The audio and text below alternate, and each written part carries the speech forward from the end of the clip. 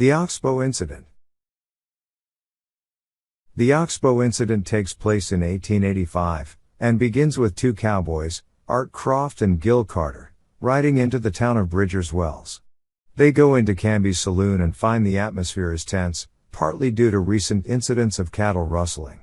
News is brought that a local named Kincaid has been murdered and a large number of cattle have been stolen from Drew, the largest cattle rancher in Bridgers Wells. The townspeople begin to form a posse. Local men Osgood and Davis send for Judge Tyler to try to defuse this situation, but the rancher Tetley arrives and incites them to further action. As the posse sets out, the judge warns that the men must be brought back alive to stand trial. The posse finds cattle bearing Drew's brand and three men sleeping on the ground around a campfire, an old, raving man named Alva Hardwick, a Mexican named Juan Martinez, who claims to be unable to understand English, and the young Donald Martin. Tetley interrogates them. Martin says that he purchased the cattle and that Drew was to send the bill of sale at a later date. No one believes him, and the mob decides that the men are to hang. The execution is postponed until dawn.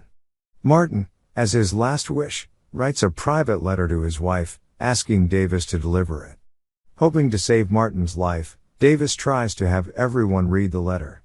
When Martin learns of this, he becomes angry at Davis for the breach of his privacy. Taking advantage of the distraction caused by the argument, Martinez tries to escape, but is shot in the leg. The writers then discover that Juan is able to speak American and has a pistol engraved with Kincaid's name. A vote is taken on whether the men should be hanged or taken back to face justice in the town. Of the group, only 5 are opposed to the hanging, Tetley's son Gerald among them. When sunrise approaches, the condemned men are placed upon their horses with nooses around their necks. Tetley orders 3 people including his son to tend to the horses. When the command is given, Gerald balks and the horse simply walks out from under Martin, leaving him to slowly strangle until he is shot. In anger, Tetley pistol whips his son to the ground. After the lynching, the riders head back toward town, where they meet Sheriff Risley, Judge Tyler, Drew, and, much to their surprise, the supposedly murdered Lawrence Kincaid. Drew confirms that he'd sold the cattle to Martin, who was not a rustler. The infuriated judge declares he will have the entire mob up on charges for murder. However, after staring down each member of the lynch mob one at a time, Sheriff Risley declares that he will pretend he saw nobody and knows nothing. He forms a posse and they go out in search of the real rustlers. Back in town, Tetley returns to his house and locks out his son. Gerald, horrified by his participation in the lynching, goes into the barn and hangs himself. When Tetley hears of his son's death, he takes his own life as well, by falling on his old cavalry sword.